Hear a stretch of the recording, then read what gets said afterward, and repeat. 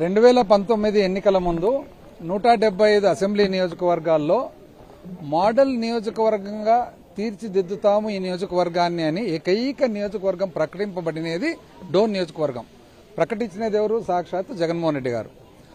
ఆ మాట కట్టుబడి ఉండి జగన్మోహన్ రెడ్డి గారు 2019 నుంచి 24 వరకు కోవిడ్ 1.5 సంవత్సరం 2 సంవత్సరాలు తీసేసినా కూడా వెనుకబడిన ప్రాంతం కాబట్టి ఎంతో అభివృద్ధి చేయడం జరిగింది. తాగునీరు అనుకోండి, సాగునీరు అనుకోండి, రోడ్లు అనుకోండి, వీటిలో భాగంగా మరీ ముఖ్యంగా ప్రాచీన పురాతనమైన దేవస్థానాలు ఉన్నాయి ఇక్కడ. ఏవేవి? శ్రోత్రియం గుండాలు ఒకటి, దాదాపు 500 సంవత్సరాల క్రితము ఈ దేవస్థానము విజయనగర సామ్రాజ్యంలో నిర్మింపబడింది. అదేవిధంగా కమ్మగిరి స్వామి దేవాలయము ప్యాపిలి మండలంలో, అదేవిధంగా మద్దిలేటి నరసింహస్వామి దేవాలయము ఎక్కడ? బేతంచెర్ల మండలంలో.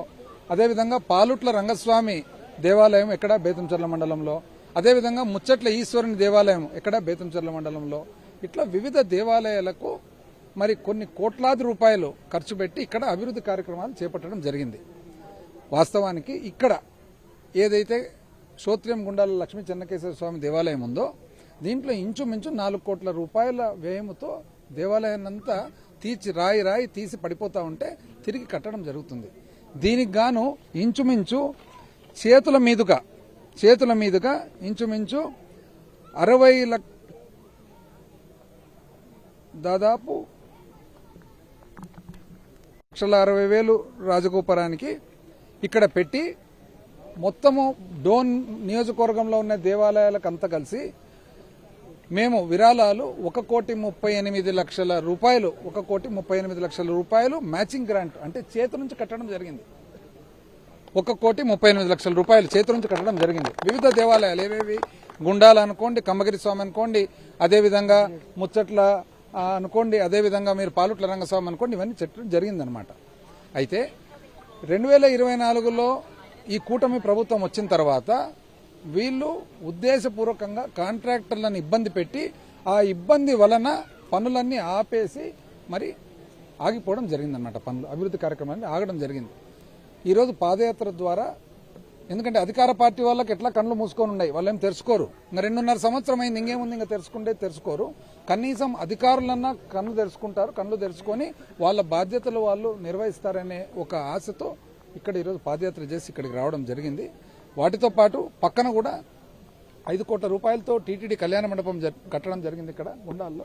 2.5 సంవత్సరం అయినా ఈరోజు దాన్ని వాడకంలోకి తీసుకురాలేదు. పూర్తయిన కళ్యాణ మండపాన్ని వాడకంలోకి తీసుకురాలేదు.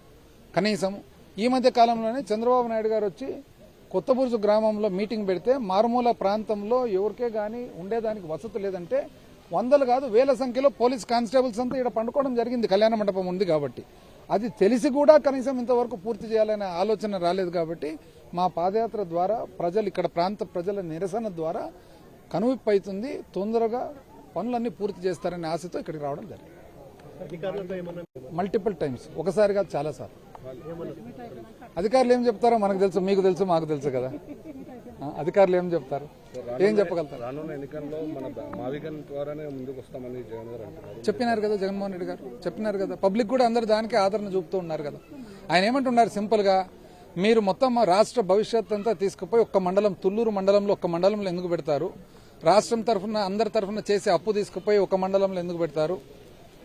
రాష్ట్ర భవిష్యత్ అంతా తీసుకుపోయి ఒక మండలంలో ఎందుకు పెడతారు? దాని బదులు మచిలీపట్నం, గుంటూరు, విజయవాడ పెద్ద ప్రాంతం కదా, ఆ బిల్డింగ్ లేదా అక్కడే కట్టి అదే రాజధాని ప్రాంతంగా వాడండి అని చెప్పి ఆయన సలహా ఇవ్వడం జరిగింది.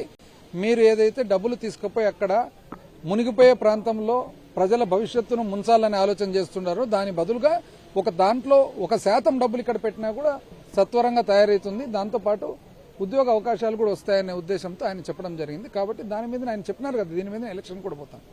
కూటమి ప్రభుత్వం పబ్లిక్ అందరికీ తెలుసు కదా. ఇప్పుడు ఇక్కడ గుండాల ప్రజలు ఉన్నారు.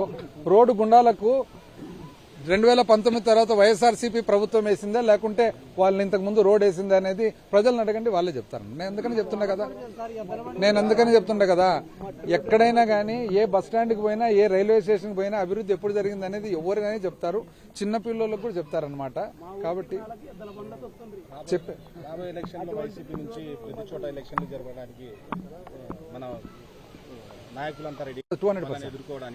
200% ఎదుర్కోవాల్సిన అవసరం లేదు, ప్రజలే ఎదుర్కొంటారు. మన ఏపీ మొత్తం మర్డర్లు ఎక్కువ జరుగుతున్నాయి. మన కర్నూలులో రీసెంట్ గానే ఒకటి జరిగింది.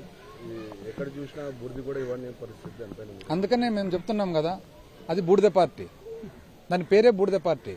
ఎందుకు బూడిద పార్టీ అంటే సూపర్ 6 అన్నారు, వచ్చిందా? ఏమొచ్చింది? బూడిద వచ్చింది. వ్యవసాయదారులు రైతుల పరిస్థితి ఏమి ఈరోజు? బూడిద పరిస్థితే.